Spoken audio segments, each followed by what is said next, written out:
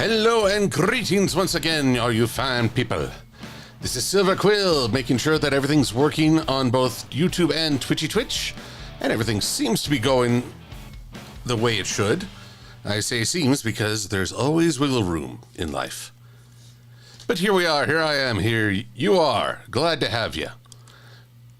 And what could be going on this fine Friday where I am in 95, 97 degree weather? I don't know what the rest of you are facing, but tomorrow is going to be 102 and I'm going to be out in it. I do not look forward to that.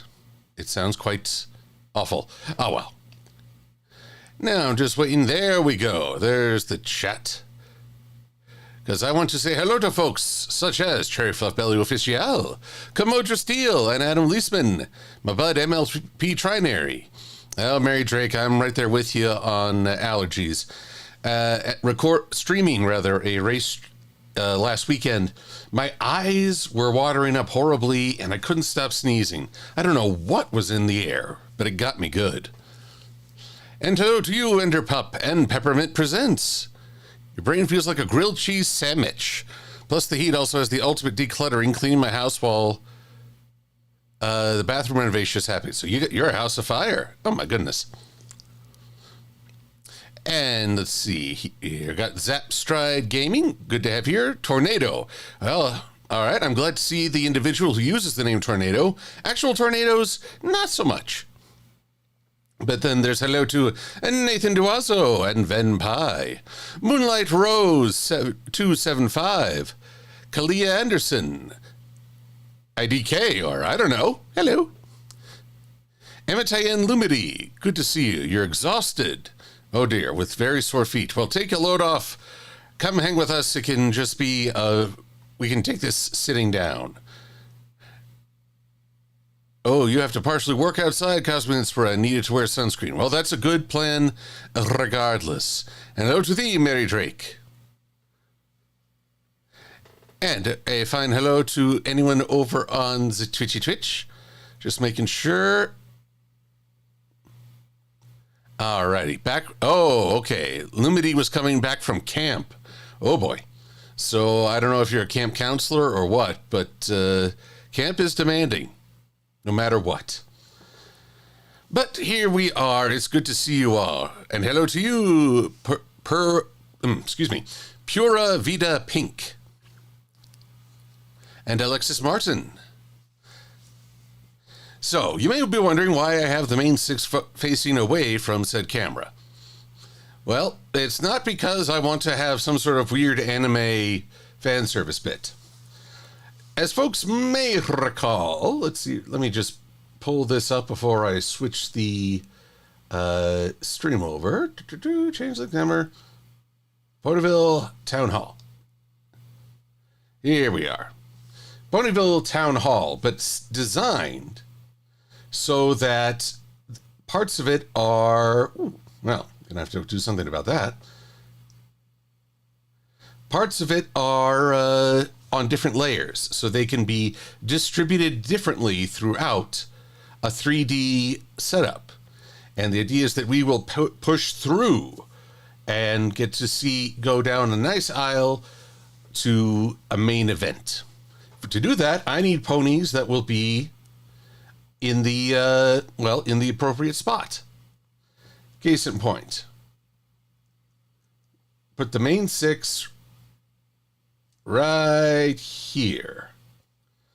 And then, definitely change the sizing and way they're laid out, because right now, Fluttershy is floating.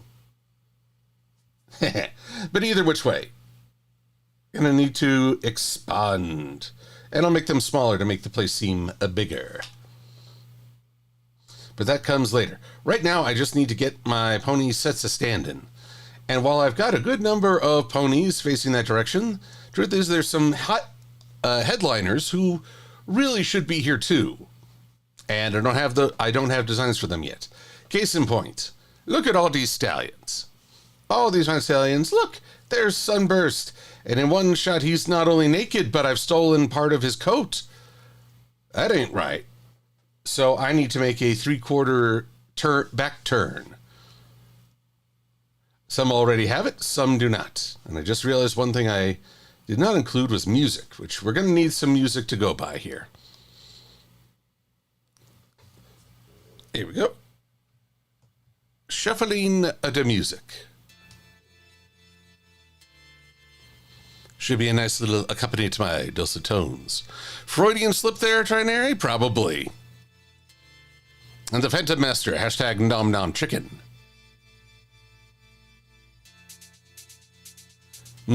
Are we watching it for the plot? Well, if you do, that's your call. I will not pronounce judgment. I will just make funny sound effects. Oh, good. I need to replace the batteries on that thing. Okay, Lumity had to climb up a steep rocky mountain for 30 minutes a day to get to recreation stuff. And that's why your feet are so sore. A camp student, egads. Ma foi, that sounds exhausting. So yes, I don't know what kind of recreation that would entail, but doesn't sound very relaxing. Phantom Master, thank you for dropping by to say hi. I hope work goes easy for you. I've been briefly muted. Is everyone having trouble hearing me now? Fanbase, can you hear me? I'll just keep talking until someone can let me know if I'm audible or if I need to boost something. Because as far as I know, my output is A-okay. I'm not having... Oh, Lordy Trinary, you're having your wisdom teeth extracted. Oh, goodness. I remember how out of it I was with when my wisdom teeth got pulled. Not like that kid on the internet who's like, this feels like forever. But definitely a wall. So I wish you all the good things and a speedy return to sanity. Granted, when I had my wisdom teeth out, I'm not sure you were even on this planet. So I think the technology has advanced quite a bit since then, eh?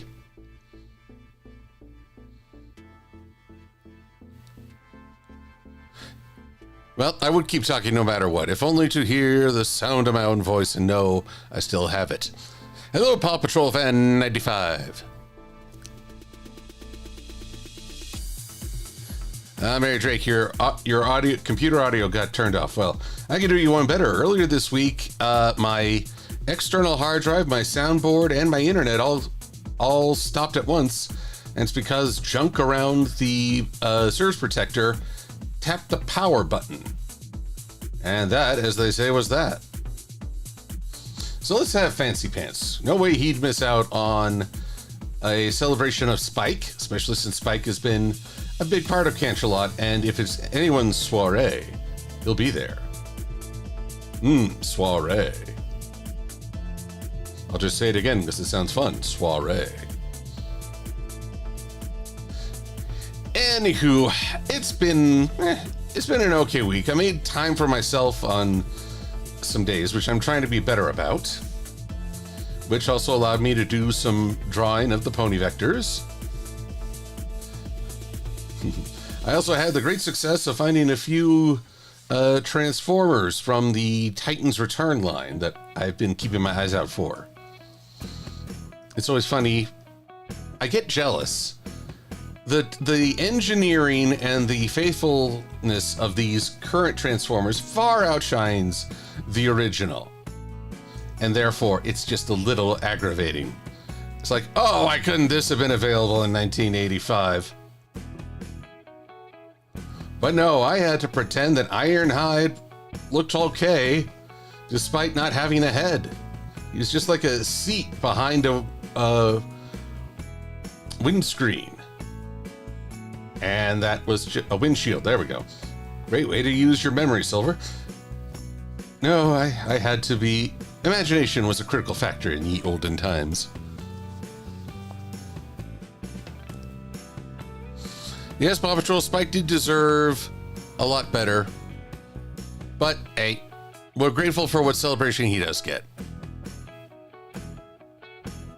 And yes, Ender Pup has touched upon the greatest mystery of My Little Pony. Why is it that Fancy Pants does not wear pants?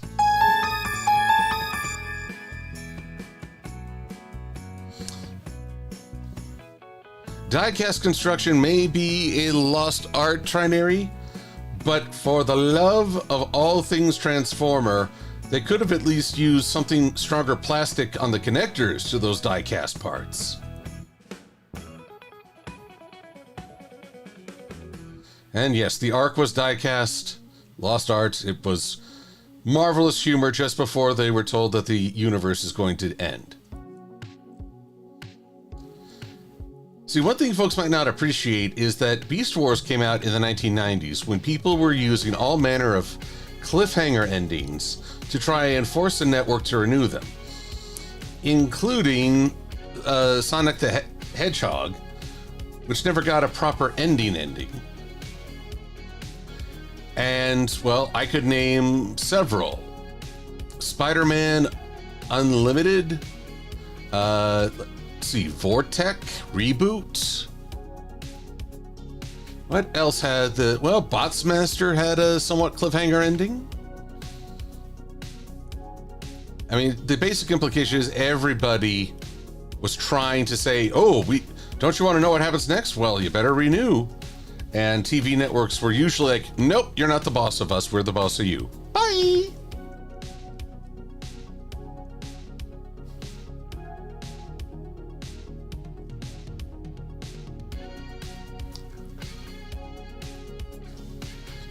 Jean Bilgute. Bilgute. There we go. John Bilgute. Do I think it's too late to make MLP fanfics? No. Because you've had an idea for a while. Yes. Jason, the Wheeled Warriors, Pirates of Dark Water. They just sort of stopped. It wasn't even a cliffhanger. But why do I say no, it's not too late? It's never too late to start writing. It's never too late to pursue an idea. Because no matter what, there are fans who are going to read it, and it is a chance for you to practice writing and see if it's something you really, really enjoy.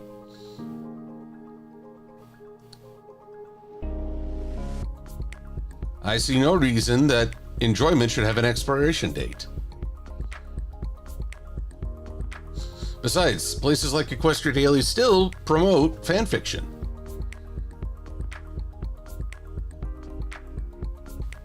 Sometimes I wonder about just trying to do an alternate take on G5. Give them a better answer as to what now.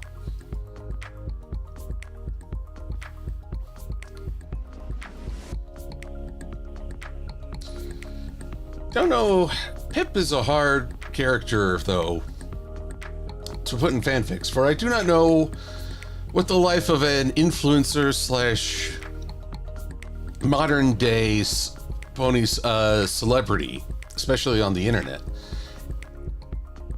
I need to look deeper into parasocial relationships, because that is unfortunately what a YouTuber must work through.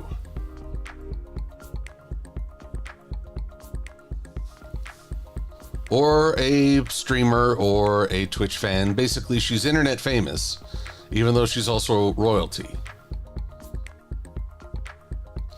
Though I don't think I'll ever get over this princess smells, and you can too.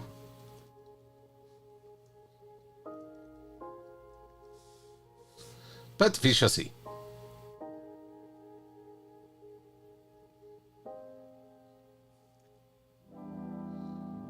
And whoop, not that way. No. Come on. There you go. Ready. Away from me, Nat.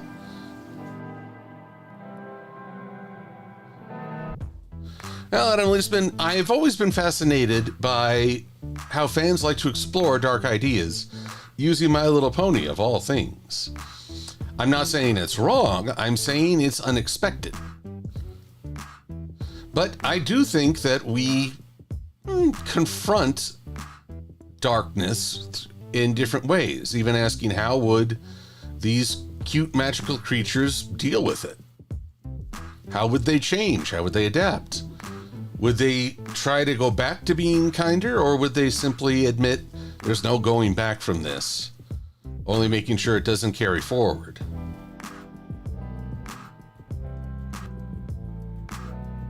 There we go.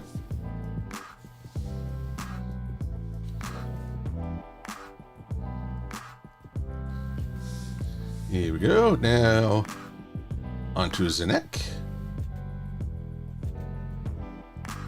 Don't know why I'd ever need to show Fancy Pants without the suit, but you never know.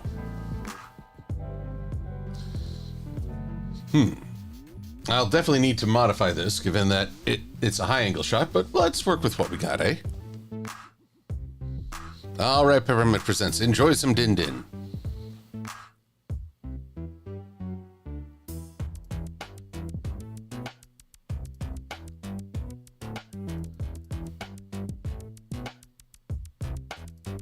Nobody expects the Spanish Inquisition, says, feedingly enough, Inquisitor 751.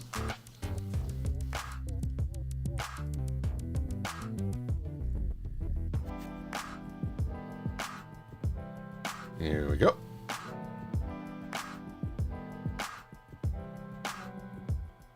And, well, what else has been going on? I mean, oh, yes, I guess I should share a story from last weekend. Driving on up to do the stream at the racetrack, there were, of course, no Kings protesters. And, look, no matter where you fall on the view, protest is a very natural and protected part of the freedom of speech. So I'm all for that. But you have to think about your audience, because these folks were holding up signs with like 20-page dissertations. Sorry, 20-line dissertations. And I'm going under a bridge at 55 miles an hour. I can see that you're holding this up. I cannot read it. It is beyond my powers of observation. You gotta work with me here, folks. I'll read your sign if you make it big enough that it's legible. The graphic designer within me wept. Okay.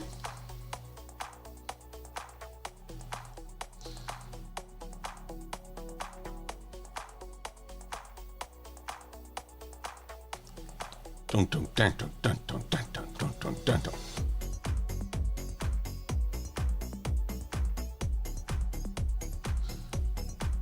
All right.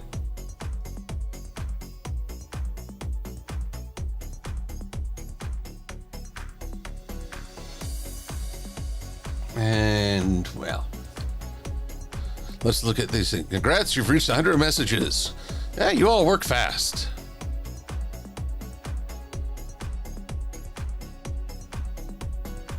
If I could change one thing about MLP, Paw Patrol asks, what would it be? Change one thing.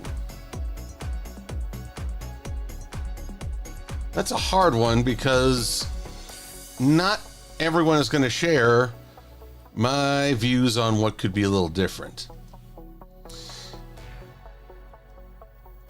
I think I would like it if each villain, I've been thinking about villains a lot, if each villain had a moment of victory before the season finale.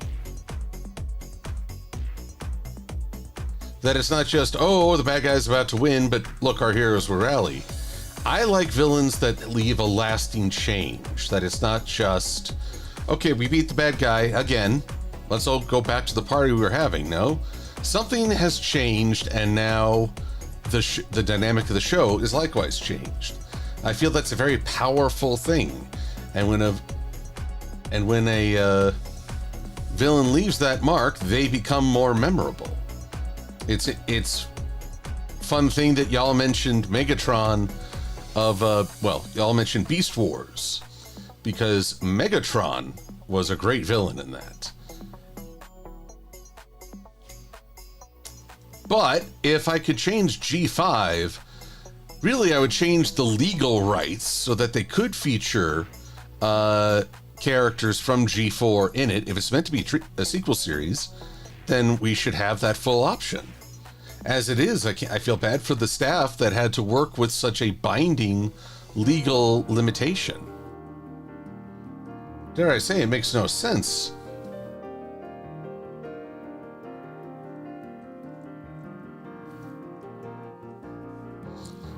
It reminds me of the new Adventures of HeMan, where they couldn't actually use any recognizable characters. They'd just be like, oh yeah, this guy, he's totally HeMan, even though he looks totally different. And Tila, the blonde in the pink outfit, yeah, that's, you know, that's the same redhead Royal Guard captain, totally, for sure.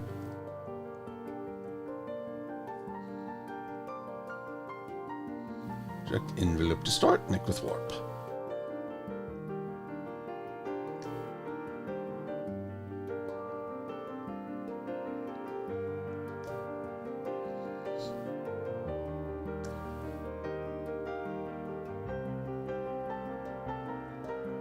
There we are.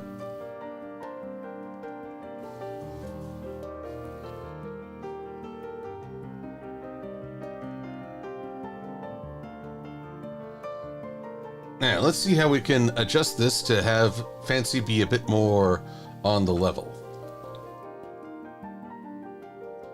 Or maybe I should, I'll take care of the noggin first. Yeah, noggin's important.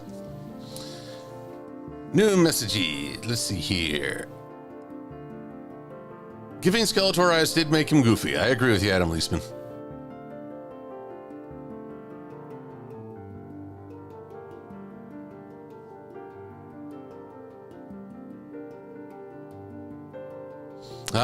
If it were about Spike or Cadence, look, Spike and Cadence are characters, and people are going to have their own opinions on what worked, what didn't. But I don't know how many people would find issue with a villain affecting change. Now, there's a question. Though, if every villain affects change, and the whole blessed show goes on for 9 seasons still, at some point I imagine people will criticize, well, the ponies just can't seem to get the job done. We are, after all, a fandom, and therefore fickle by nature.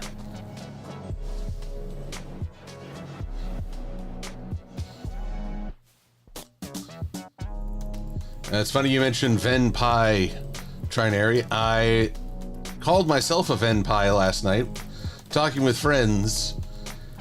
I don't know how unique this truly is, but I found that usually within the Brony fandom, folks tend to stick to their cliques. You've got the good folks of the collectible card game. You've got vendors who hang out with one another.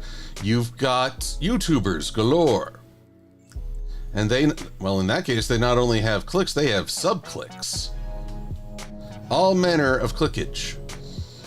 I tend to move amongst a variety. And I can't claim any great insight or enlightenment about that. I just made friends with a lot of different areas. And they all have a marvelous diversity to them. Case in point, both my friends in the vendor hall and the collectible card game are great connoisseurs of spirits. I know that I'm not calling them soul stealers, but they know where to get really good drinks and make really good drinks. I don't think I've ever gotten them to cooperate on a project because, well, they're working at very different places. But they're all really good folk. Oh, pardon me, I seem to be feeling a little tired. Maybe it's from all the heat.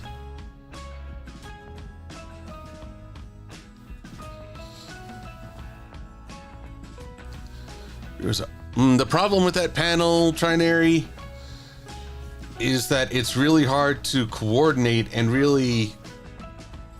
I mean, I can't speak for the fans. I brought you all here because you never talk to each other.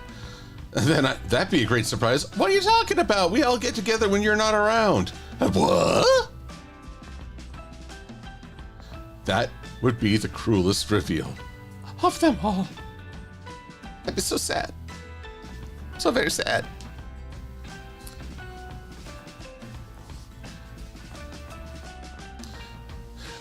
Enderpup, when I say the clicks, I don't mean C-L-I-C-K. It's more C-I-L-Q-U-E. Click.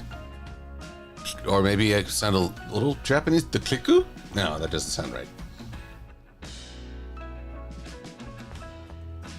Might even come across the wrong way. So apologies.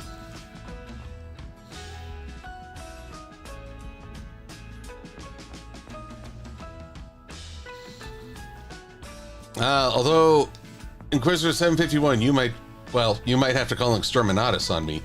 Today I got my hands on the new rulebook rulebook, I think of it as a lore book, for the Emperor's Children, a very hedonistic faction within the Warhammer universe. Their pursuit is pleasure in any number of situations. The favorite being noise marines. They love the screeching sound of music, so they will literally blow out their own eardrums just to hear the loudest possible sound, and use music as a lethal instrument. A bit like Vogon poetry.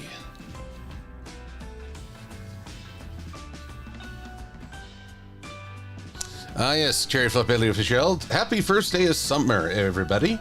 Which coincidentally is also a happy Celestia day.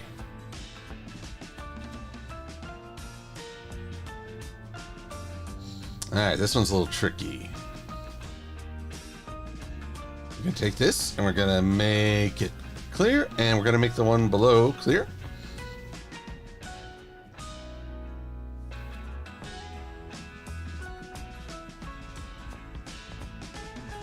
Here we go.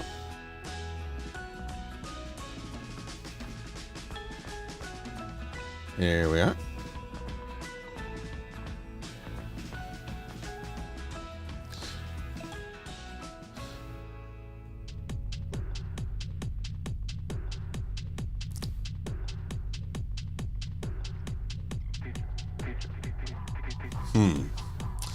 Did I see a semi-viral tweet that made you think of me? You ever meet an all-male friend group that is less a group of friends and more like one guy and his henchmen? Well, one, you are not my henchman, Trinary. You're my compadre, my amigo. I appreciate your help, but it's never a requirement. I never expected you help with vending setup and breakdown. I appreciate it, but never feel like it's a duty or expected of you. But yeah, there are some, I guess people, the old stereotype is that there's always a leader in a group of male friends who everyone follows their lead. I don't know if the theory of that, first off, the whole alpha male was a shoddy study where even the creator of that study has since denounced and tried to walk it back. But people, especially those who are insecure about the concept of masculinity, basically keep hammering it because it's how they can say, I'm the alpha. I'm still the top dog. Respect me. Ironically, if you have to prove you're an alpha, you're not an alpha. Oh, it's also Jaw's 50th birthday.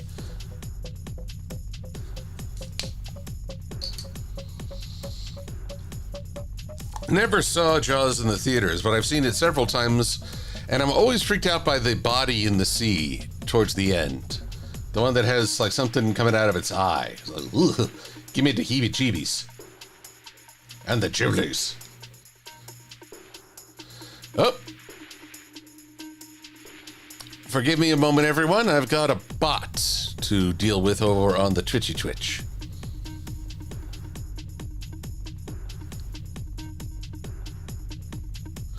Oh, whisper. I'm not going to whisper. I'm going to shout, report. spam, bots, or tampering. Next.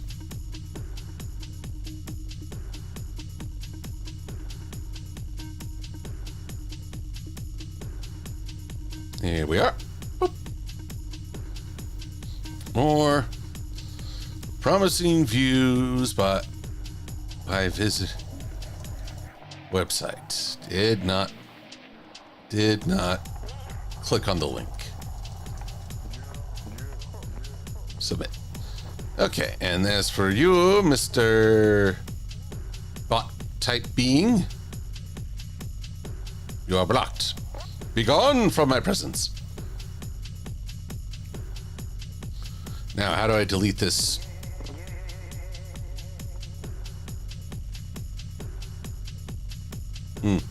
Huh.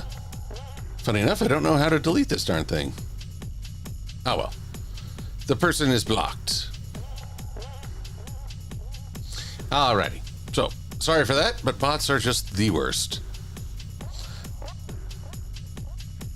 Elizabeth Snowbell, you're actually getting to have some things cooling off. Does this mean you're in the lower hemisphere? Or perhaps, well, it's a big country. Sometimes I fail to appreciate how big. So one person's heat day may be another's relief.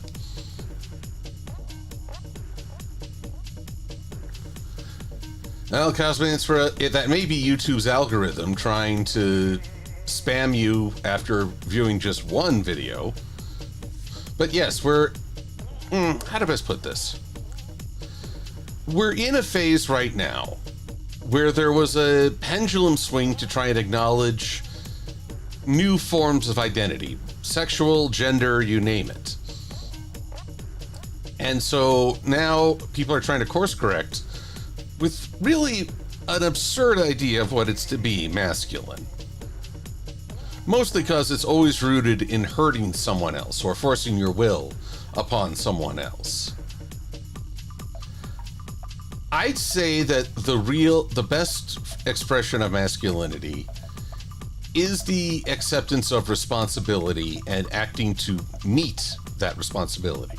However you do it, however you care about something, someone, however you look after the world around you and those close to you, that's an expression of masculinity, one that many people who care about proving they're manly fail. Now, don't get me wrong, of course, women or folks who identify as either non-binary, gender fluid, or other views, they too can live up to responsibility. But I think we do have different cultural ideas of who is responsible for certain things. And it's important to have a discussion of that rather than be like, oh, they're taking away our roles. Take our role. Unfortunately, we're not getting to have that discussion because we're in a very hostile phase as well, with a lot of people who just say stupid stuff. I don't know if any of you have heard of the YouTube website or a YouTube user page called Jubilee, in which one person ends up debating 20 others in sort of a rapid fire session. It's a terrible idea. You cannot have a satisfactory discussion if you're always worried about being knocked off by the audience or by the person you're debating. I would rather have a meaningful one-on-one than an interesting soundbite written 1v20. But I watched Jordan Peterson get, pretty heated and flustered as he took part in this.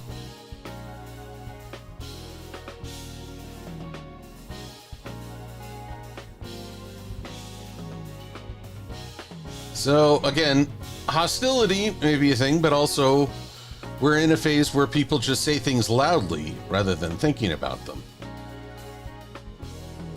All right, Mr. Fancy Pants, if that is your real name.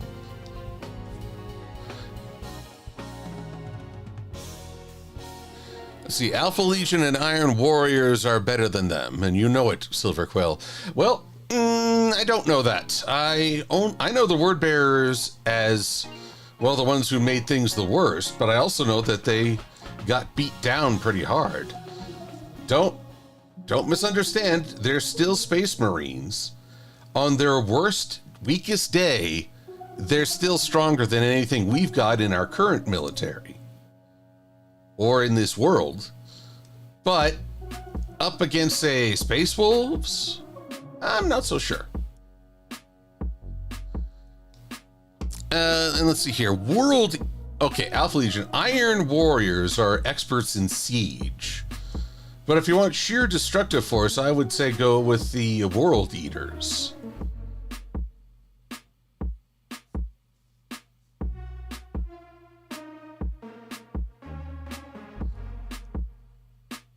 Alrighty.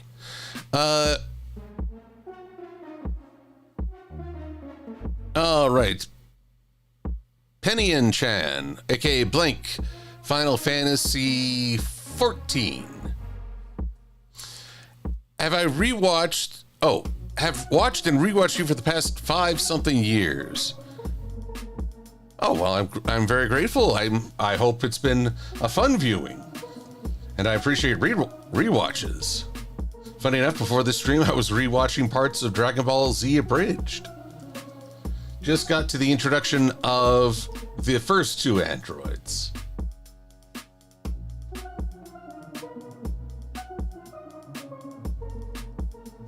Haven't quite gotten to, of course, the best part of that saga, Cell.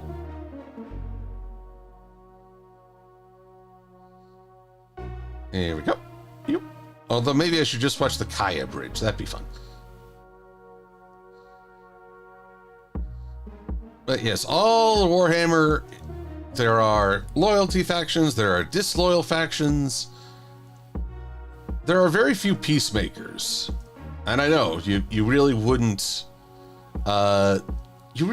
do well if your company and story is based around an eternal war, coming up with some manner of peacemaker. Unless he's played by John Cena. Put him in the Warhammer universe, see how things go.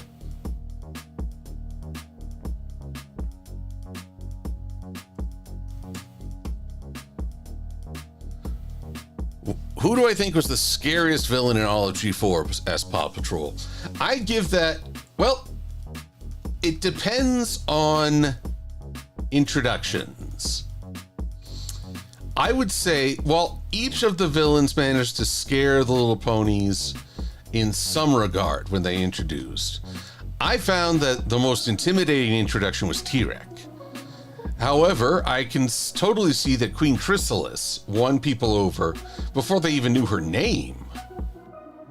It's more that she lost it, and that intimidation factor, when she started to go cuckoo for Cocoa Puffs in the forest.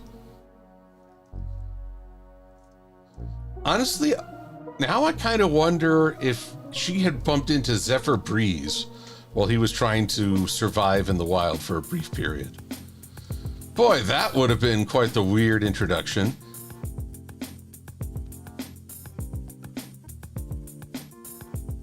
She tried to absorb love from a pony. Oh, gosh, this is just narcissistic self-love.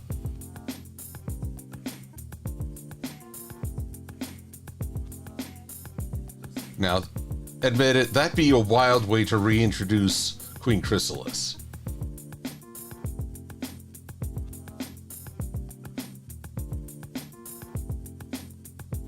Here we go.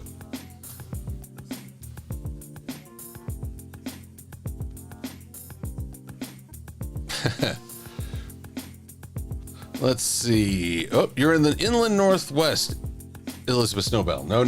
No need to give away more personal info, especially online.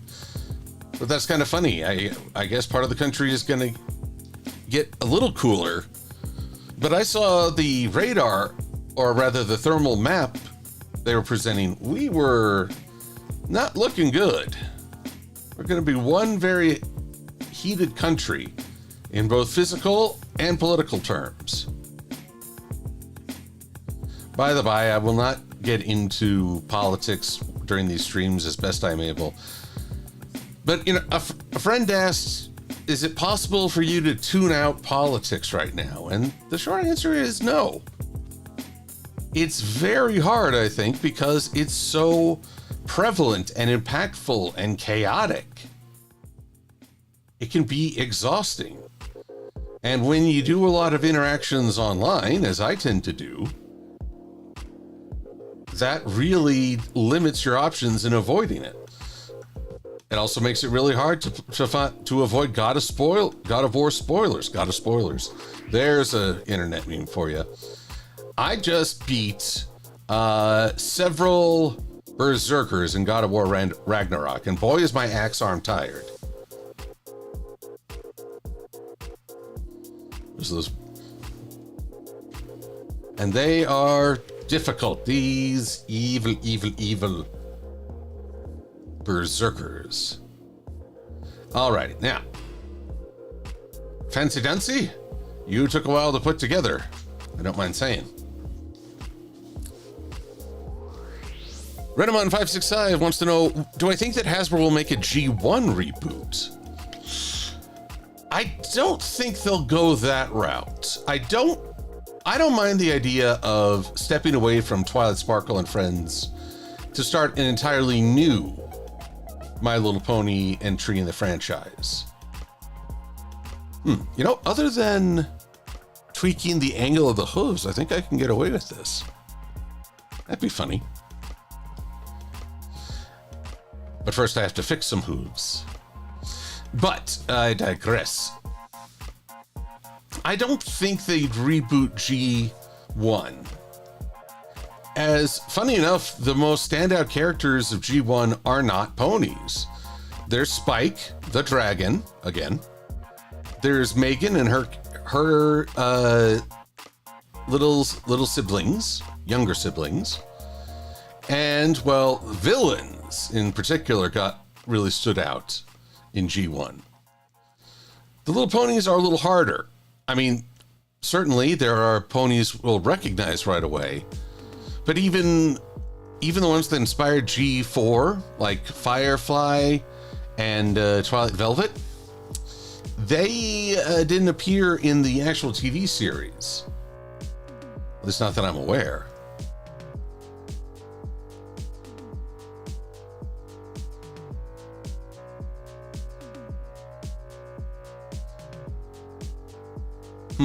Idea. We are going to cut this in two.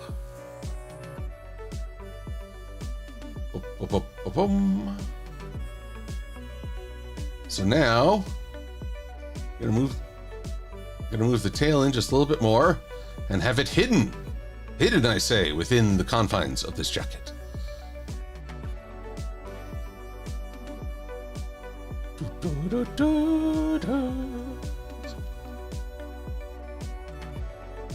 Alrighty, Teddy, here we go. Oh, that didn't work. That was not what I wanted.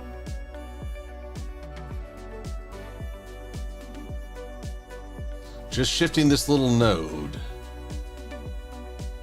See, flatten out the back here just a little, even though we can't really see it.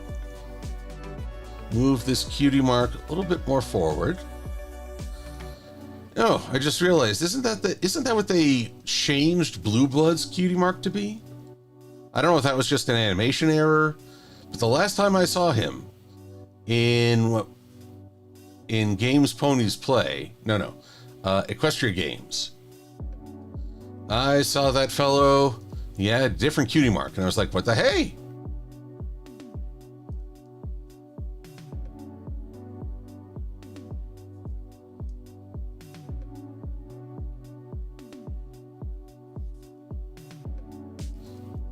All right, you two go to the very back. You come up. Boop, boop, boop. What's this? It's a bit odd. And there we go. One back-facing Fancy Pants, but he looks like, oh God, he looks like a Bond villain right now. I say, Mr. Spike, you have a nasty habit of surviving.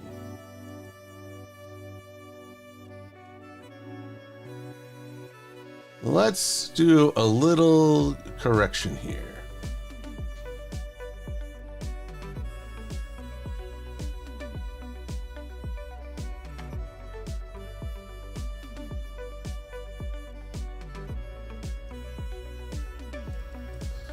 And rather than have his eye angled downward, there we are. Yes, quite. Oh yeah. It reminds me of a poll I want to run by y'all.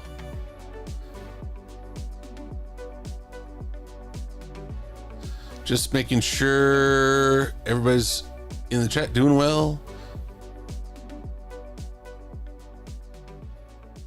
Welcome, Swordbreaker 12. I'm concerned, however, that you had to go see a lawyer. Hopefully it wasn't around me. How do I feel about G5's dragon design? Dice Bloom, intensely disappointed, and I will offer more in just a moment. But I wish to follow up on that idea. Here we are. I want to... Oh. Notifications. Let me just pull up YouTube. I want to run a poll with everybody. Start a poll. Question is, what do you think Fleur de Lis relationship is to Fancy Pants?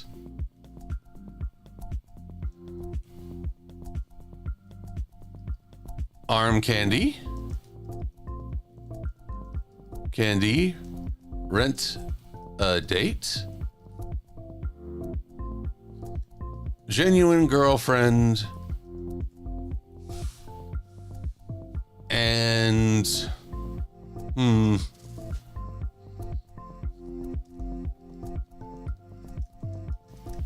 there we go. Start the poll. What do you think is Fleur de Lis' relationship to Fancy Pants? Arm Candy, rent a date, genuine girlfriend, or distracting the public? Arm Candy, I recognize, might be taking the same as rent a date, but I just want to see what people think. Now, back to Dice Bloom's question about the G5 dragon designs. On a logistical level, they basically enlarged the pony frame, added some dragon elements, and tried to work with it. Not the best strategy. I actually found it highly disappointing. But I will say that there are interesting ideas. Part of me was a little disappointed that the fandom didn't want to take and run with this. Remember, this is a group of people who saw a cross-eyed pony in the background of one episode and constructed an entire mythos around her. So it's maybe a little disappointing that we don't get the same treatment for the dragons. Case in point. Oh, by the way, I'm going to switch over to... Oh, I need the mayor angles. I'm going to switch my way over to have, well, of all things, Fleur de Lis as right at this. There's several things about the dragons. They now have hair. I'm going to call it hair. Don't know if a mane would be more appropriate term. But I rather think that's an important change. And, well, I don't recall any dragons having hair in G4. But they also have something that looks like a cutie mark. They're developing more magical dragon's breath.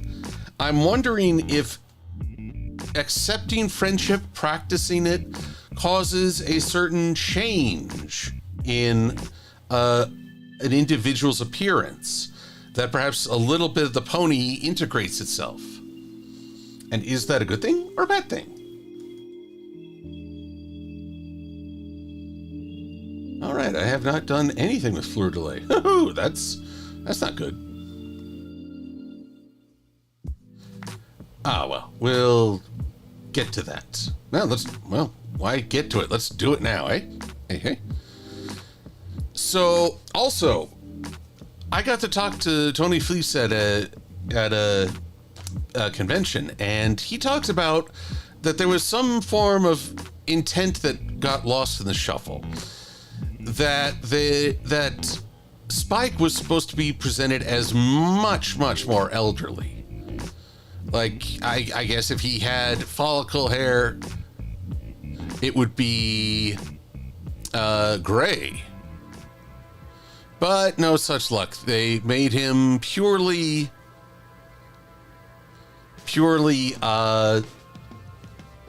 young, relatively young as a Dragon Lord. Now, see, at first I thought that Fleur de Lis was just Luna's body type, but with a different mane and, various, shall we say, cosmetics. But looking at this, I actually think Luna's got a unique head design. That makes me glad. For I remember DWK's question, aren't we really just arguing over the cutest eyes and mane style? If every pony has the same body?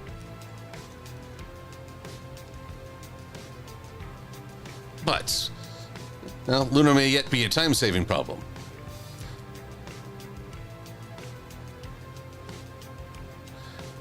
They made Spike into Spyro. Well, well, Dice Bloom, there's the other question. For anyone listening in after the record date, Dice Bloom points out that would be fine if it were just Spike, but they applied it to everyone. And that's true, but I also wonder if we're going to borrow a little bit of Princess Luna for this experiment. It's possible that there was a schism in Dragonkind afterwards. They may have... I wondered why the dragon population in the show was so small, and the answer is, well, production costs, as always.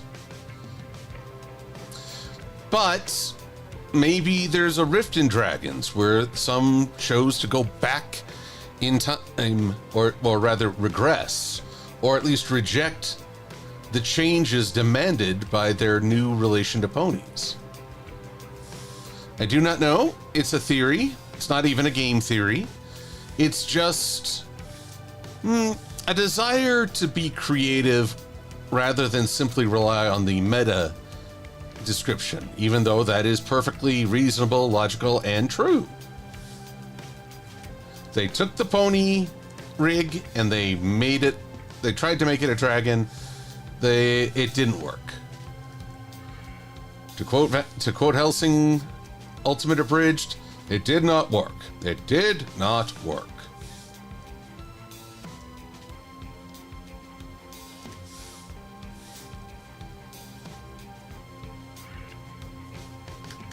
There we go. And we'll lose the eye too. There we are. Now then, Flurry.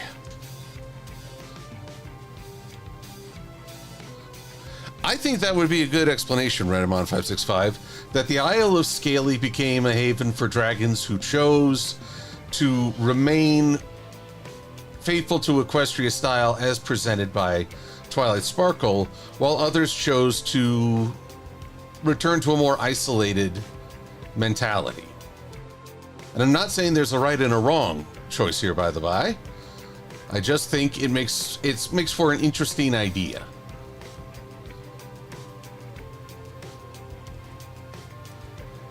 Alrighty.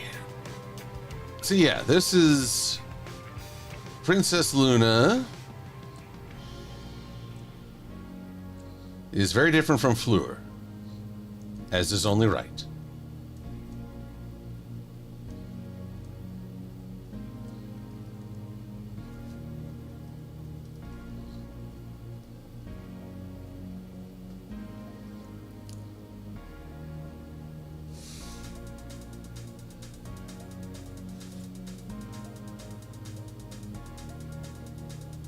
Here we go.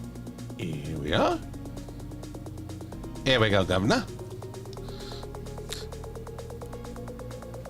Was that boy girl bugging you? Yes. Very good, Inquisitor 71.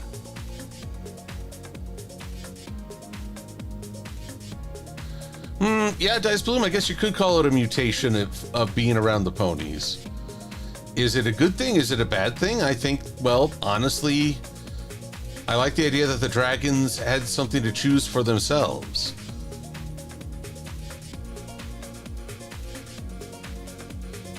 But, sadly, we never got, well, the opportunity to explore this is lost to us for the time being. I do wish Sunny and friends could have had a better go, that they find their stride. But the biggest problem, I think, with G5 is that, one, they didn't answer the question of, okay, Magic's back, what now? But also, they didn't have the ability to expand beyond the 3 towns or the 3 cities in which the respective ponies lived. Yeah, you could get little cameos in the Isle of Scaly or the Frozen North, but never a full community that would stick around. Save a clock, indeed. A good plan, everybody.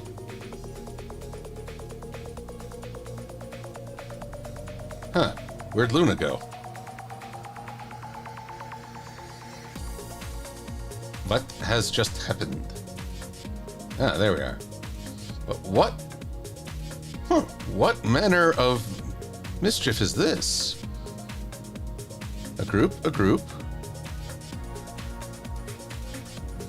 Vi is Luna. Huh, okay, that was weird. Very weird. Very distracting.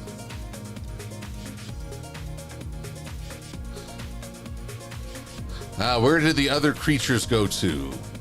That's also a good question. I love the idea that maybe you could reveal a few background characters were changelings all along, looking out for ponies. We got the Breezies back, of all things, and boy, have they toughened up. But it's just not the same, you know? I'm looking for something a bit more meaningful.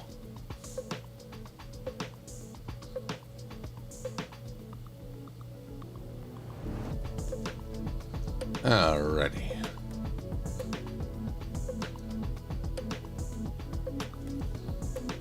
Oh, well, that just defeats the purpose.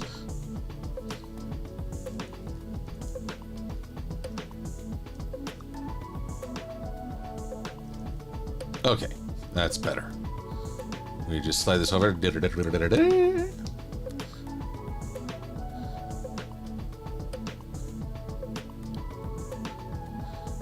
Let's see, who cast invisibility? Tornado.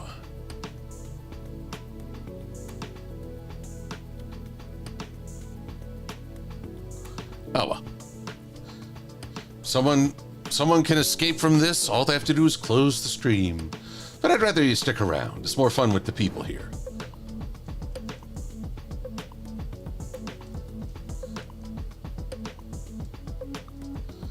Alrighty. I think that's got Fleur's basic design taken care of.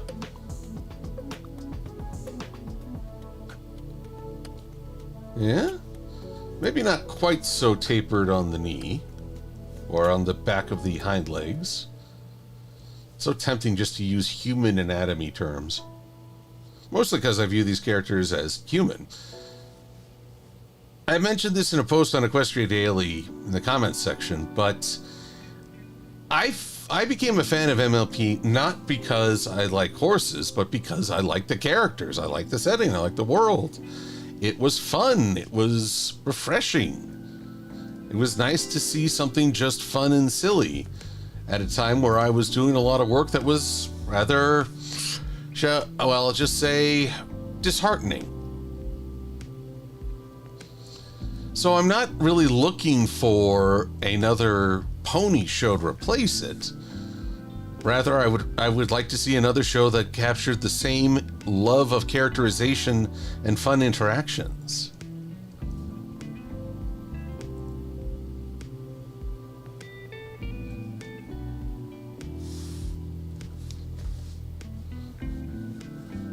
Clingy friend. Okay. Lucid. Oh, Dice Bloom. This whole sun and moon problem.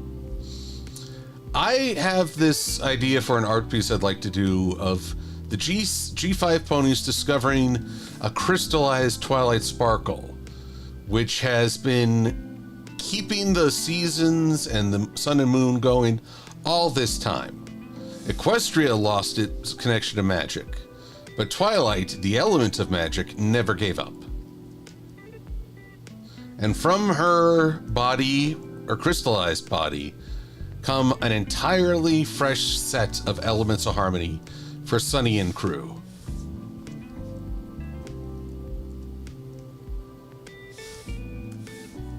Now that, I would have been fascinated to see that in the show. Sadly, the biggest question mark I got out of it was what happened to Sunny's mama. There's an episode that actually talks about her, but we are denied access. How dare they? We do not get a follow-up, and that's not okay.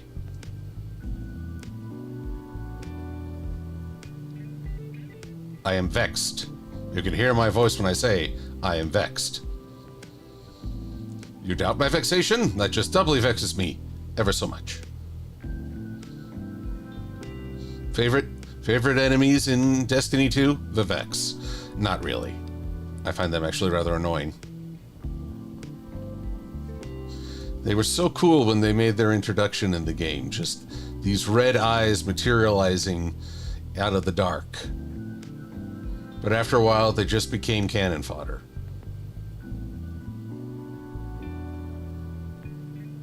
Haven't played Destiny 2 in a good while, and it's going to stay that way. Not because I hate it, but it definitely doesn't work for me.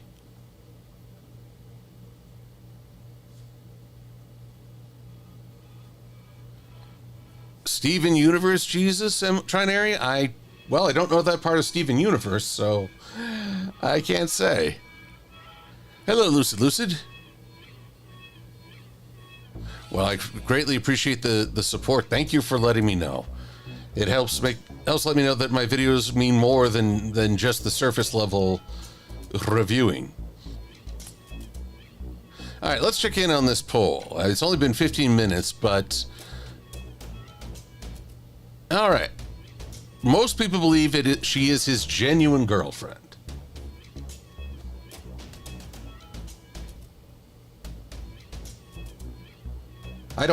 Whoa, that was weird. Illustrator, or am I asking too much of you right now?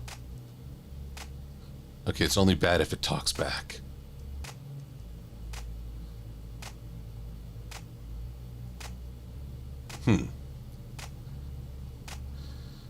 Anyway, I need to look at some more. Gosh, I don't have any images of Fleur de Lis outside of this. Well, all right, we'll start with the one. But I'll have to follow up on this.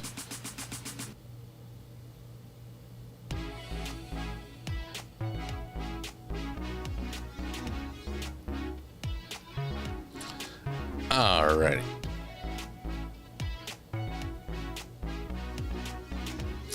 12 to 20. Oh my goodness, a full decade. It makes me feel so old. I need to work on my old man character.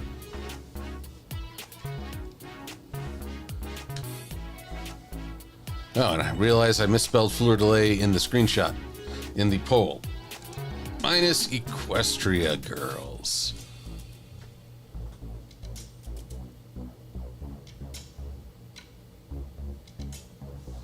Here we go. That's good.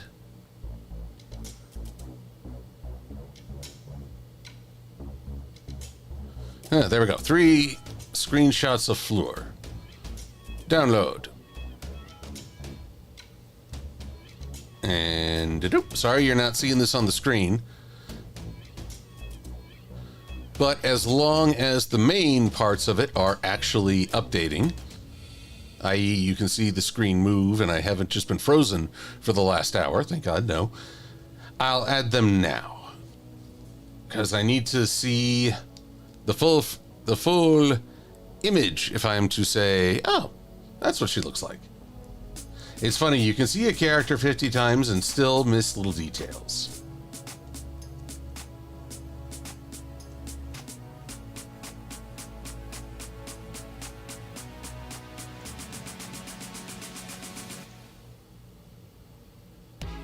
Alrighty. Boop. So this gives me some idea of what I'm supposed to draw. So this need to come down, yeah. Whoop.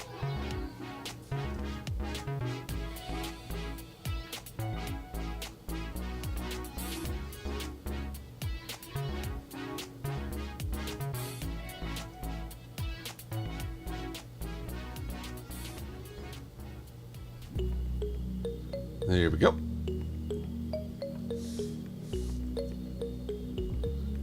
And we'll just change this here.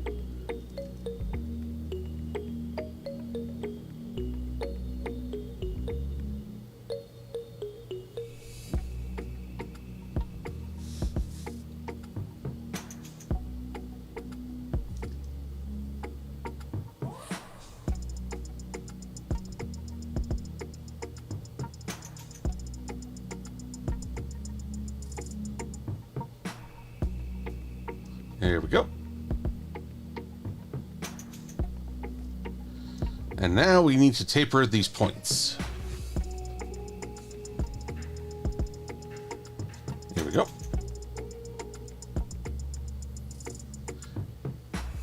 Give me here, like so. Boop. And maybe not that extreme.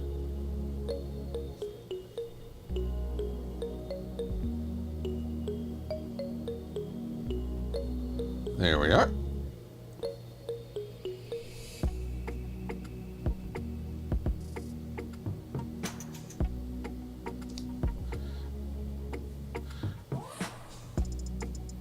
Hello, Misty Dolphin. Glad you could join us. How many ponies do I have down, Enderpup? Well, let's back out for a minute. Just the mares. I have a variety of Amethyst Star. Oh, I forget these two. They're always together. Then there's Carrot Cake, was it? Or Golden Harvest, I think they called her. Anyway, I have a variety. There's the females of the Pie family. Vinyl Octavia, a few ponies from Starlight's town. The mayor, of course, Nightglider and Sugarbelle. Nurse Redheart, who didn't get much of a showing after not asking for trouble. So I've developed a pretty good library, but, well, there's always more, isn't there?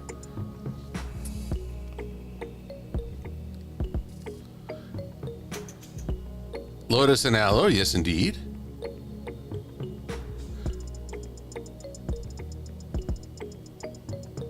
You want the French after your tail again? Yes, Elizabeth Snowbell, I figure there are enough international brouhahas going, why not get in on it? If you can't have fun at the end of the world, you can at least, well, hasten it. It's the end of the world as we know it, and I feel pony.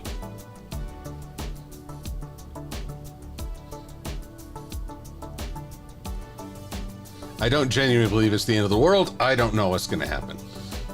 But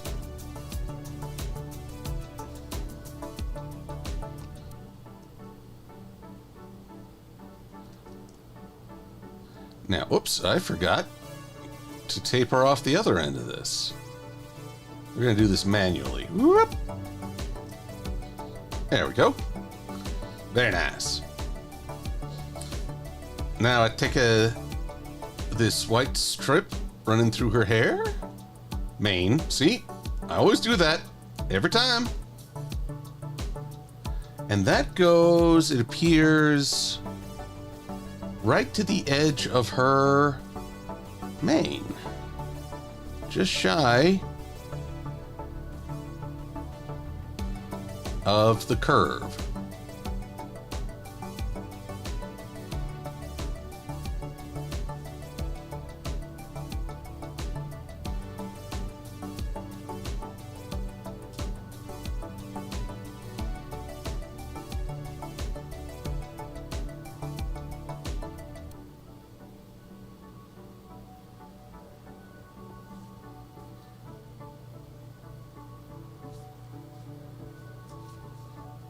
There we go.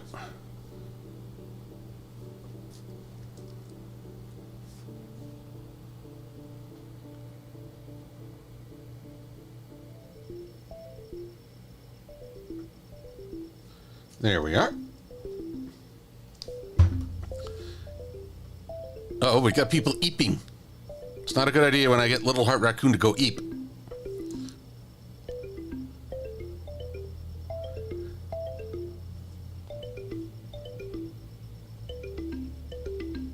Oh, will I draw a cadence? Yes, I think I need to draw a cadence at a 3/4 turn as well.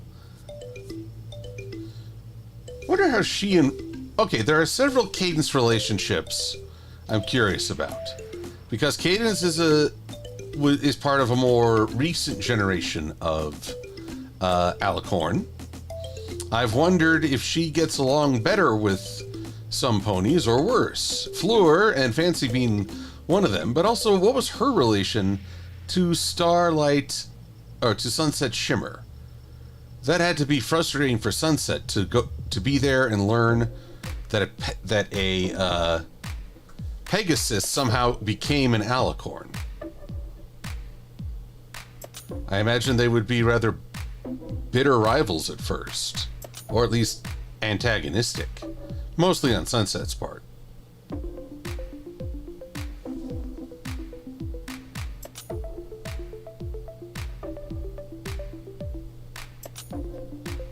Here we go, here we go.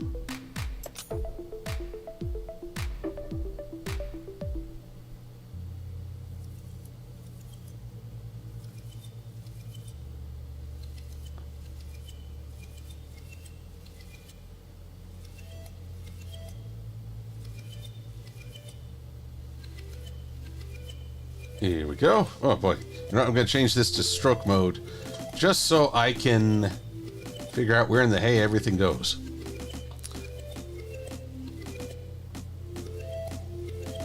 Oh, will cadence appear in G5? No, sadly, I would have liked it if maybe the Crystal Empire returned after another exile, perhaps, and Flurry Heart was in her full alicornness.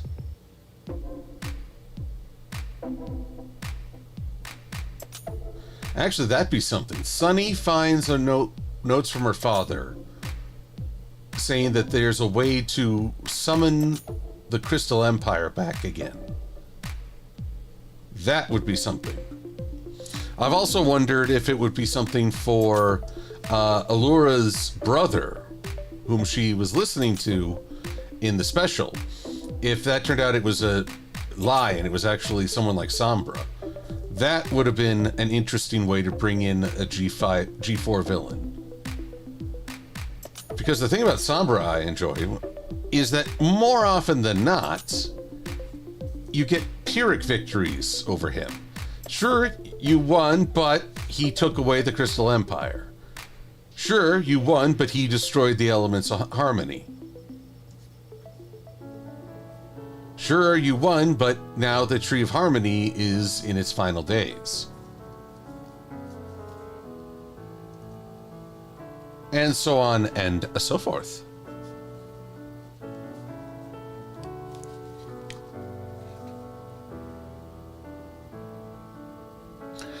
The Mirror World. Well, that's comics, and comics, I know the general perception is they're canon until they're not. Oops. Thought I locked that. Oh well. Oh dear. This is slow going.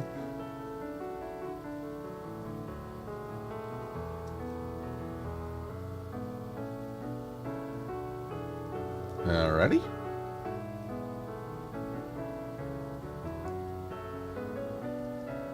Hey ho, what's the dealio here?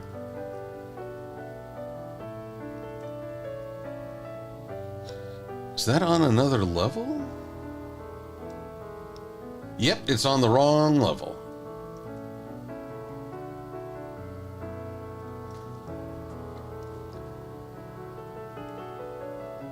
Here we go, and here we go.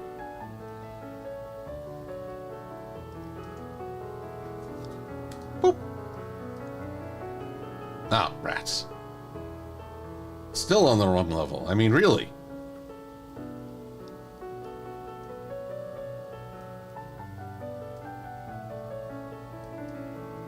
This is the grand flaw with working with layers. Once you put something on the wrong layer, it's rather hard to put it anywhere else. There we go. Now, I say again, boop. That's right. Oh, little heart, got an early day tomorrow. We'll have a good rest and a good time tomorrow. Wishing you all the best. Even this ear looks different from Luna's. That's not a complaint. My fave princess, and I find out that she's sort of a generic body type. It's an insult. She's one of a kind.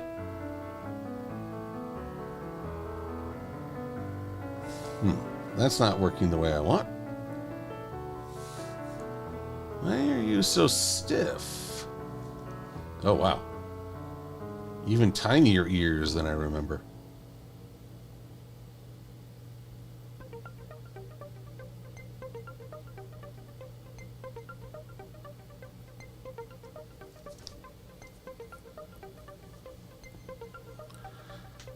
A bit thinner, yes, but, well, I don't want to make any assumptions on that.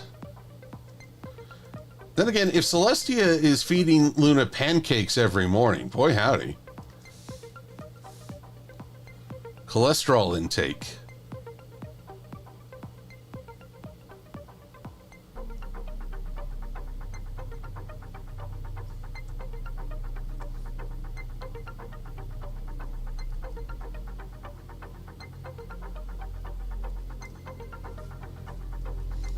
Okay. Whoop.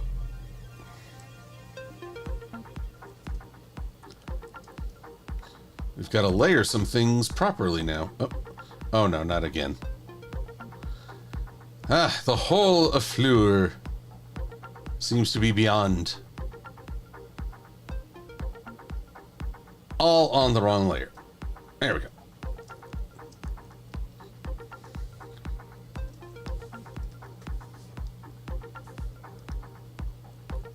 Okie dokie. Artichoke. Alright, so that's one part of her mane down.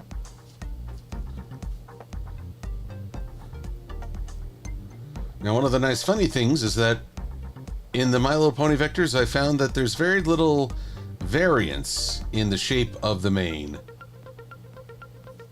as you draw. In other words, I can draw this, but with just a little bit of angling, it'll still work for 3/4 away.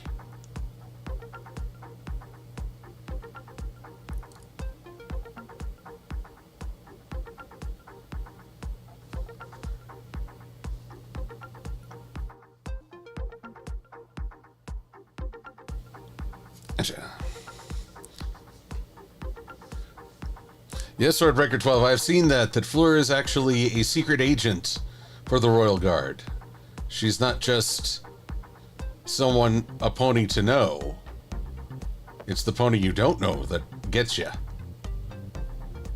And it's an interesting idea. I mean, the fandom comes up with such wonderfully creative ideas for all the characters, which is why I'm always a little sad whenever that interest dips. And I feel that it dipped a lot as the series went past season 5.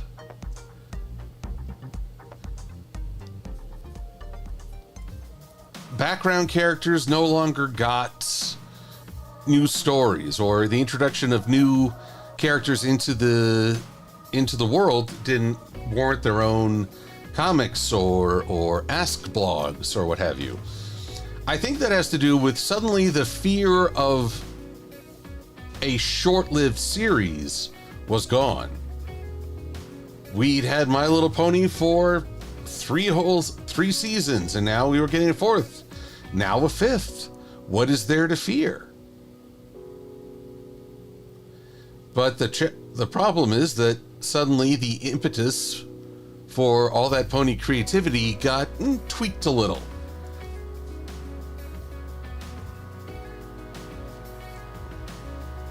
Or perhaps that's just me projecting.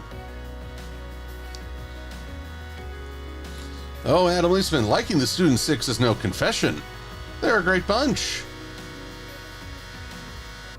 I mean, I think the show got a little too Yona happy. But then she also was like the best yak in the entire show, so... Really, I've lost my animosity towards the yaks, except for Rutherford. If they ever wanted to hold a coup, I'd animate it. As long as it was Yona being put in charge.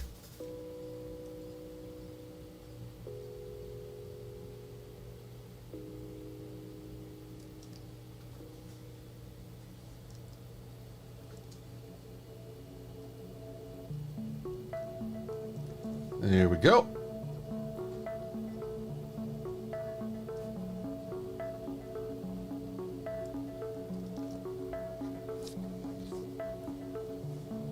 Alrighty, Cherry Fluff, you gotta call it a night?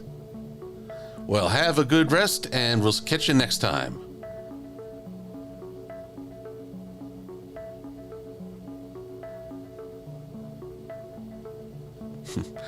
Swordbreaker 12 says that there's a puppy verse where Rarity's parents, Hondo Flakes, and Cookie Crumbles are fixers. Hence all the vacations. That'd be something that you think you're the one who got the family connected with higher ups, and no, they were secret agents all along. Which is kind of what happened with Scootaloo's parents. Maybe not perfectly. And those parents left a lot to be desired in terms of being actual parents. I mean, I can't hate them too much. They did bring in my favorite of the Community Mark Crusaders. But I would also say they're not very good parents. Thank goodness for Holiday and Lofty, you know? Oh, that's her actual horn there. Okay.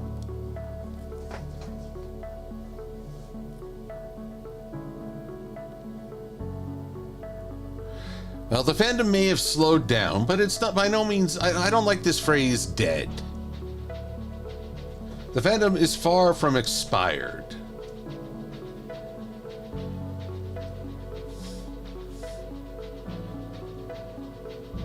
I will grant, however, that we are not the huge powerhouse we used to be, and the novelty or uncertainty is worn off.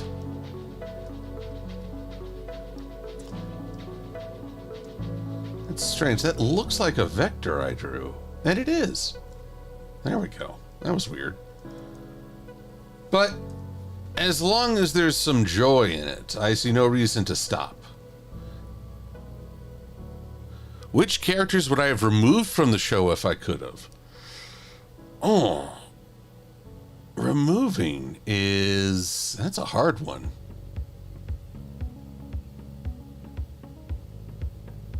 That would have to be a character that I felt didn't really add anything or diminished a character. I mean, even being mad at a character or envisioning horrible scenarios, as I have on several occasions. Not too eager to get rid of any character, truth be told.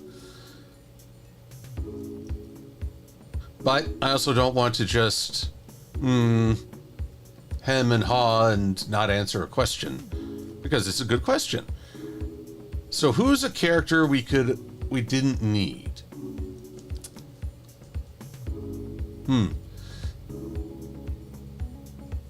I'm not sure, because I'm sure there are folks who enjoy these characters now, but Diamond Tiara and Silver Spoon always seemed too far into the negative. And so, while I'd rather not remove their characters, I would tweak them at least. I get it, they're bullies, but they became one note, and at some points, so awful that I start thinking, okay, we've really crossed a line here. So I was grateful for their redemption.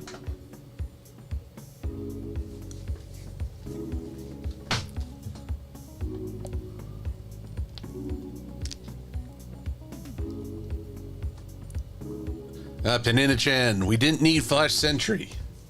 Well, you know, I'm not going to deny shippers their shipping. Flash ain't my cup of tea, but I won't. Again, I guess knowing how much people enjoy the show to begin with, taking anything away feels cruel, selfish. I would rather add to fill whatever might be missing.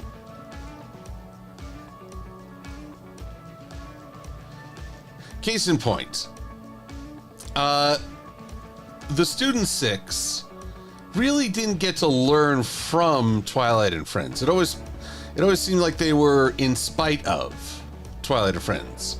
Non-compete clause being a horrible but accurate example.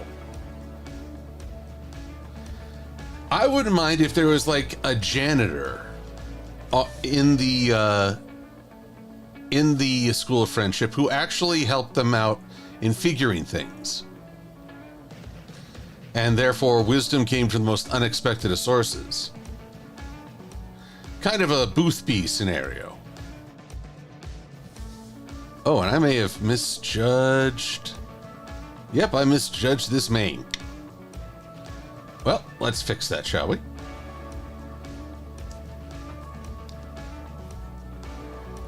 Yes, Flash was a bit one note. Hello, Kairu Uzumaki. Glad you could join. Well, I mean, Flash is one note, but in that case, it's more about, well, what could you do with him?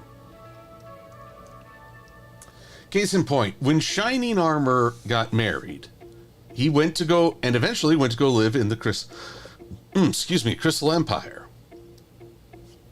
It seems that someone would need to appoint his replacement, and if Flash Sentry is also a soldier in the Royal Guard, is he a contender, or would he have opinions on who that should be?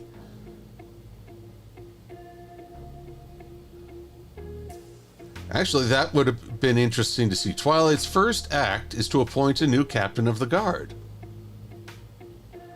And does she go with... Who does she go with? What is her criteria? In some ways, I'm glad that the Twilight and Flash wasn't really pursued, because it always felt very superficial. Now, there was a bit more chemistry with Flash and Sunset, but Flash needs to stop acting like her crony, because she needs a partner.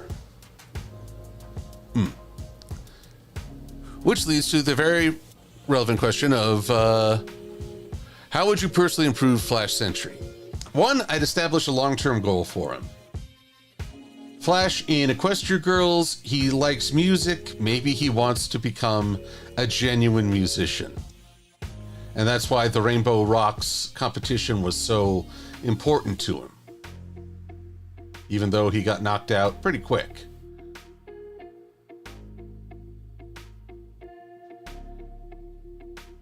So long-term goal not related to a relationship. Of course, he could always I could always go the Digimon 02 route. Guy runs a very famous band, but he instead wants to become an astronaut. And he never expressed any interest in that, ever. Guess I'm somewhat bitter about the 02 ending. Then again, look, not everyone knows what they're going to be in life. We all have an idea back when we're young, but as things go along, we would find what we like. So who knows? But okay, step one, give Flash a goal beyond just, oh, cute girl, I should date her. To less of the goofy possible love interest and more, well, what are his fallibilities?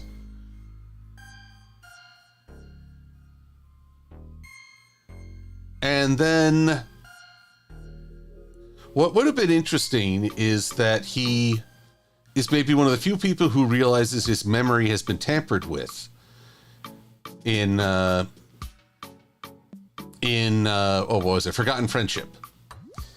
Because he's been rather courtside, let's say, to these big events.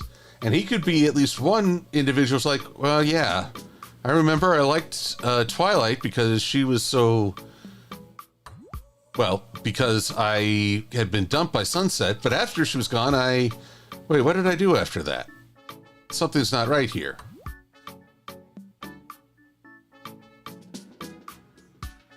That would have been interesting if Trixie and Flash became Sunset's unknown allies in this effort.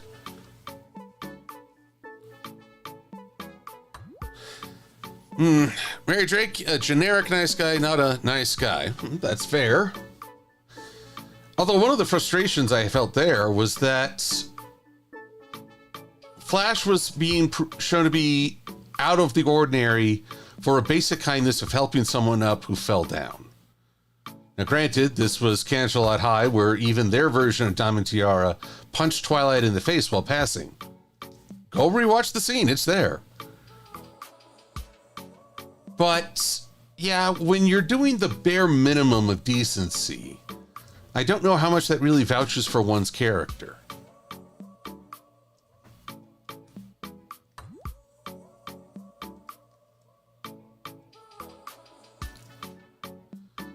But I feel like just giving us a little bit of goals and fleshing out a Flash Sentry outside of just pursuing a crush would have been welcome. And I see the irony in that, as in so many media I've witnessed, a girl has no ambitions beyond marrying and staying with so-and-so. Was it Mega Man NT Warrior or Rockman.exe if you're Japanese oriented? I played the final game and they showed they told us the futures of all the main characters. And it turned out that Meilu, Meryl, always went with several different names it seems. All she wanted was to be with Lan, and guess what? That was all she got. It's like, wow, man. You didn't have anything more for us? So yeah, basically characterization, regardless of gender, needs to give us something to work with, a connection. And if no connection, then we have to come up with something. Or we just chuck it in the wastebasket.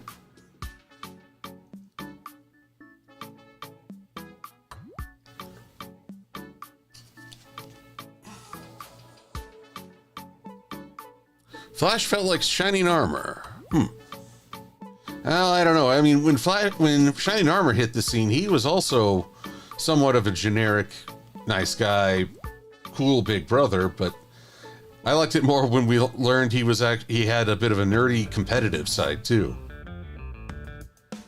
The sibling supreme and the what was the name of the episode? The one where Pinkie Pie knows did a lot to make him more interesting.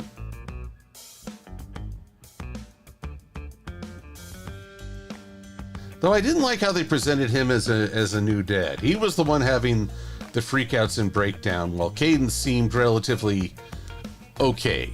Cadence got more haggard as the series let her be a bit more free. But I wasn't a big fan. Lordy, this one's taken a while, hasn't it? Question, do you ever do a video on the Legend of Everfree? Yes, Dr. Incognito, also welcome. I will do a video on Legend of Everfree. It's been long put off. My apologies. But I will do this thing.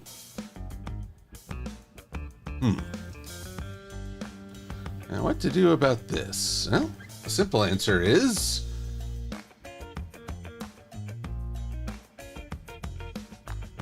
duplicate it. And then just cut it out right now.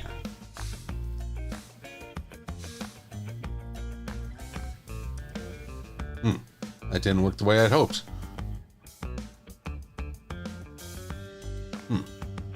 I clipped the wrong thing. Oh well. The only time that's really awful is if you hear it in the midst of a surgery. Hi everybody! I clipped the wrong thing.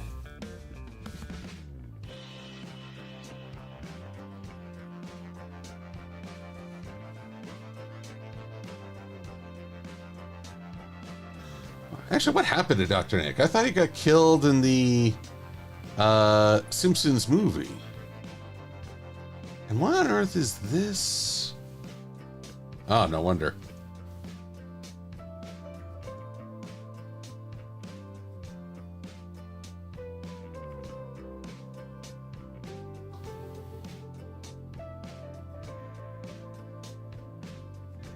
All right, let's try 10.3. 10.5. There we go. I think that'll pass all but the most rigorous of inspections.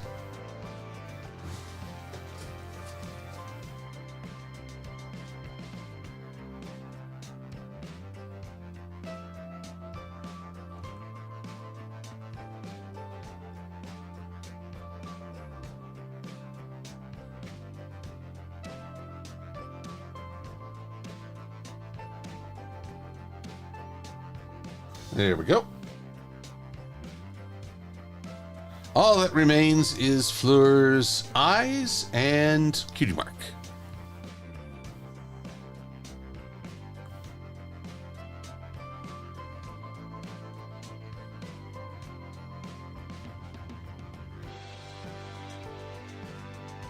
He was, let's see, I'm just seeing people talk about Flash was generic guy, nice guy. I think Flash Sentry should have met Flash Magnus and find out that they're related. Stock TV dad depiction.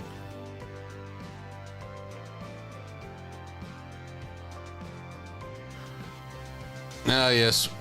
Hitch is also quite the frustration in terms of presenting a dad, because it's all freakouts and, well, none of the decisiveness that he showed in the movie. I feel like movie Hitch was the best iteration of the character.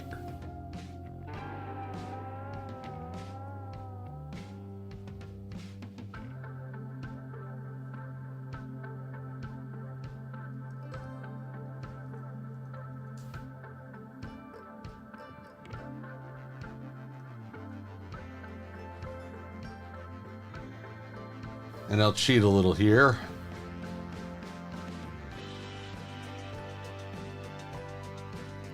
Actually, wait, that raises a question for me.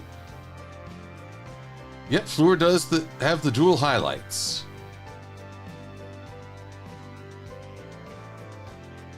Huh, surprisingly similar.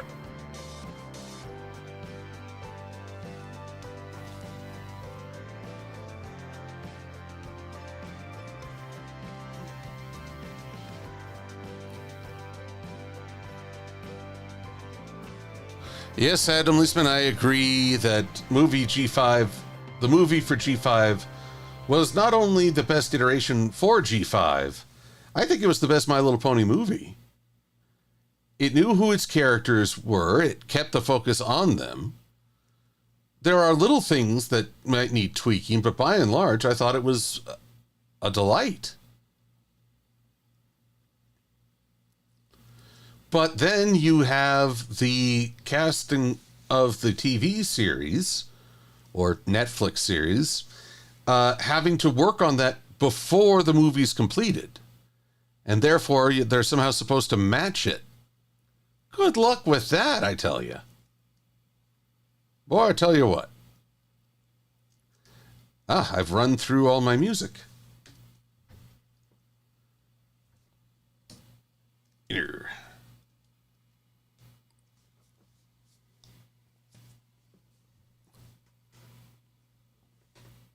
And hello to you, Master Code Ace Analyst. The first 3D movie. Well, they did a great job with the 3D, but I would argue that until 3D is much more flexible and easily rendered, My Little Pony actually does not benefit from it. I learned this from Minty Root at HarmonyCon. Consider all the variances of the G5 cast in the show. How often were they genuinely wearing an article of clothing?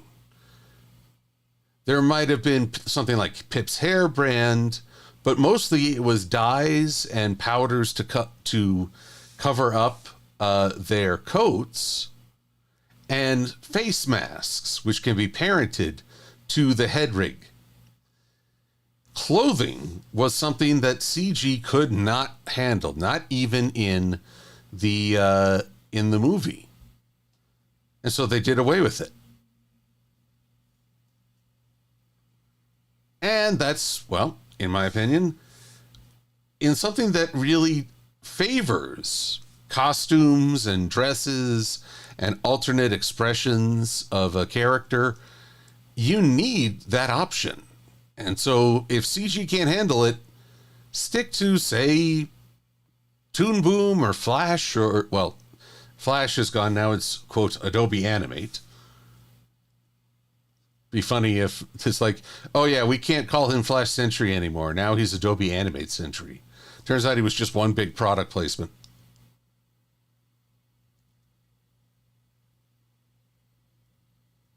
The old concept of G5, which was Twilight and Friends would be, if I remember right, they'd be part of a world where ponies were on alternate planes of existence.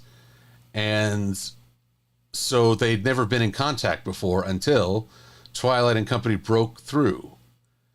It's an interesting idea. I don't think it would have fared any better simply because, well, I'm sure there would be people like, no, that's not the Twilight Sparkle I know and support. This is an imposter Twilight. I mean, people like to dig in their heels on what is and isn't their favorite character.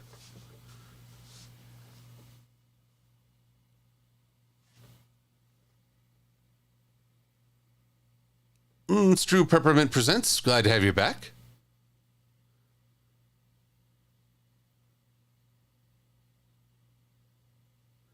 Okay, I need a little guidance on this. G5 had the strongest initial showing, the strongest first foot food of any pony generation. Was that a typo? Because I don't remember any foot food, and I don't want to experience any foot food. That just sounds wrong on so many levels. Just going to shuffle the music for a little bit longer.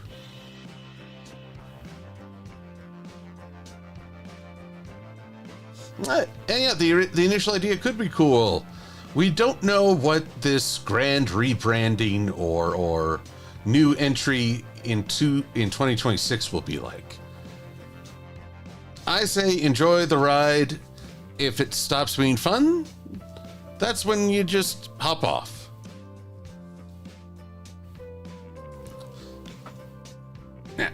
Now I'm somewhat lucky in that another member of the fandom created this guide.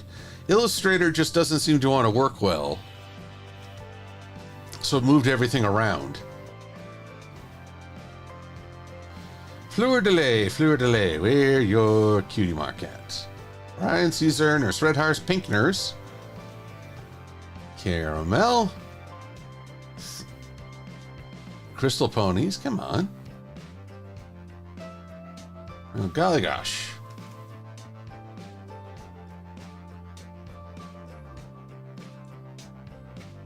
I know she's part of this.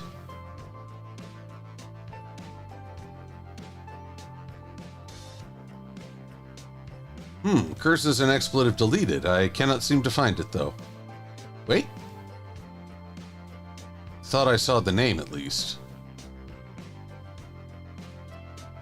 Big Mac, Fiddlesticks. She's Semich. Well, there you are, Fleur de Lay. Alright, so I'm not totally out of my mind.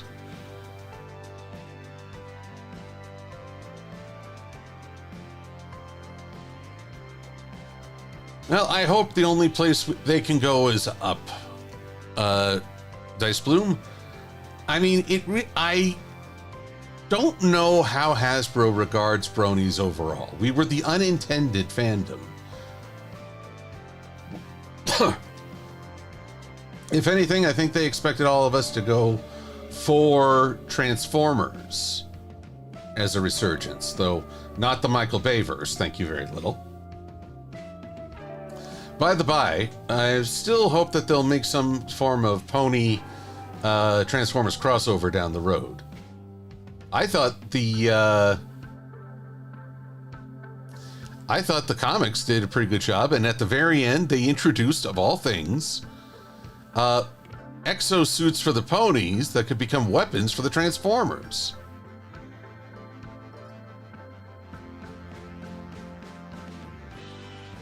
I'd buy that. Heck, I'd try to talk to a third-party designer for that. Okay.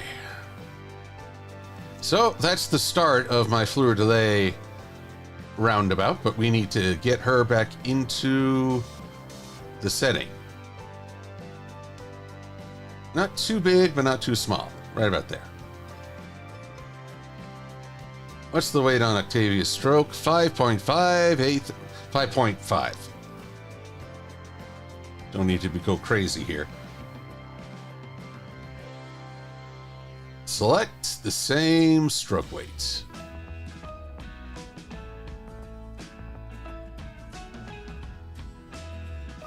By the by, I don't know how many people have seen a Netflix show called Blood of Zeus.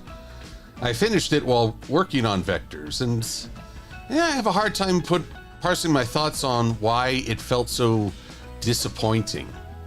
I think, once again, it is that term generically nice. Actually, maybe that's a topic worth exploring. What does it mean to be generically nice?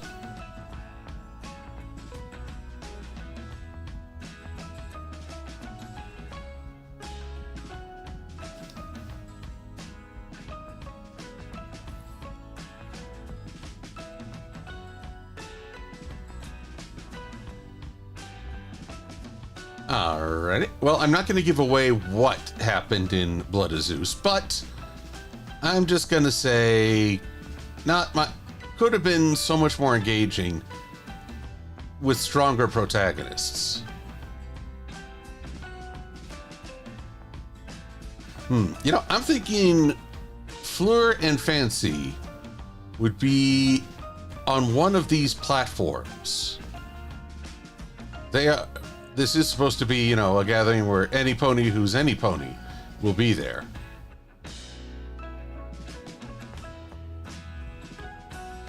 What gives? What are you two doing all the way over there? All right. Flip it around. I guess Fancy won't have his monocle on this side. And then there's always the little matter of flipping the strokes because they don't behave.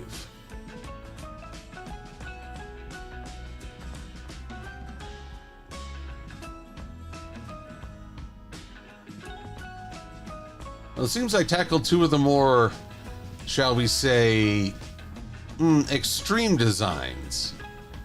The others will come along pretty quick, I imagine, but these two are much more unique in their designs. Heavier emphasis on clothing, heavier emphasis on status.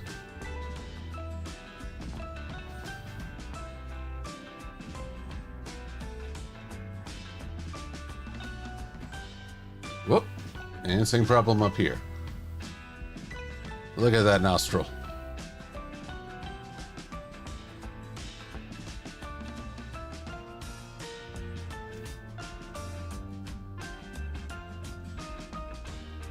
All right, let's put these two. Whoop. Let's group them together.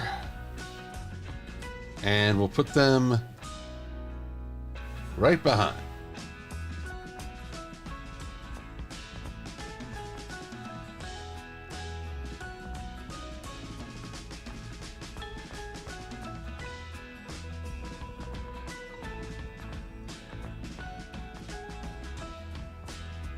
I think I'll put Celestia and Luna up here on this top one.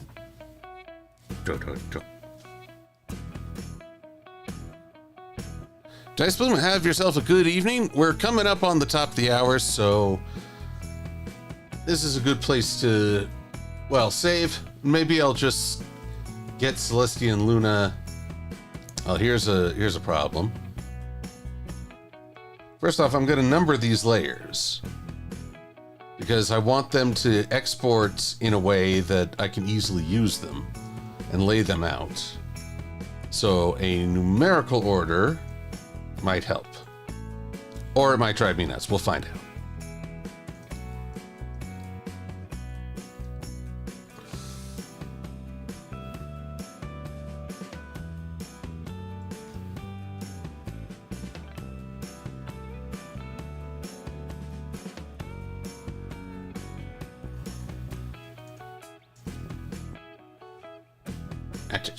Here we go, 06.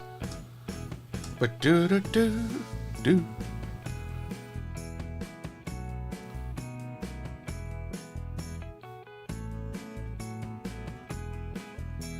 Oh, I only said let's see here twice? Thought I said it more. Well, thank you for keeping track, Enderpup. We'll see if I can see here a bit more often.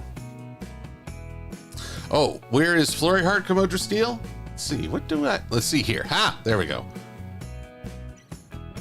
I've got a Flurry Heart. Yeah, I've got Flurry Heart design right here. With 2 body types, it seems. But I've only got the head-on version. Applied directly to the forehead. Honestly, I want to make some teenage Flurry Heart vectors for when she gets older. Or maybe even an adult.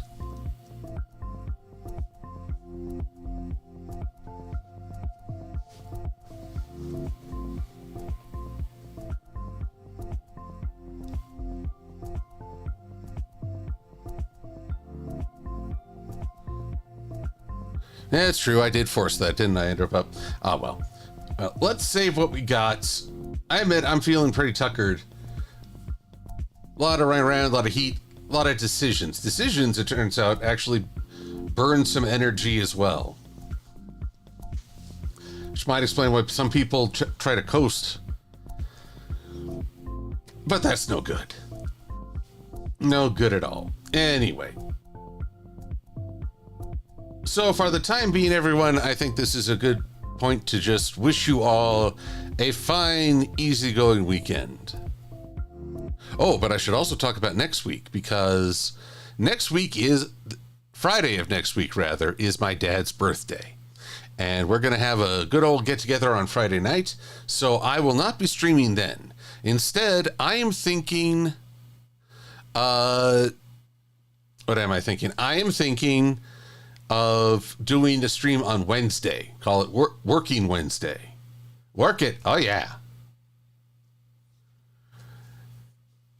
Oh, yeah, and it really did take me 2 hours to just make Vector 2 characters. I'm usually faster than this. But, hey, it's more fun when I talk to people.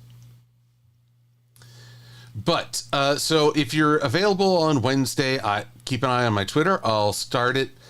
Similar time ideas. 6 o'clock my time, 5 for the West Coast, 8 for the East. And I hope to see y'all there. So, have a wonderful evening, everyone. Enjoy, hopefully, some nice weather. If it's too hot, then I hope you're in somewhere with climate control, air conditioning, cool drinks, all that good stuff. But keep an eye out for your health. I want to see everybody back again for another stream. So, until next time, be safe and be well.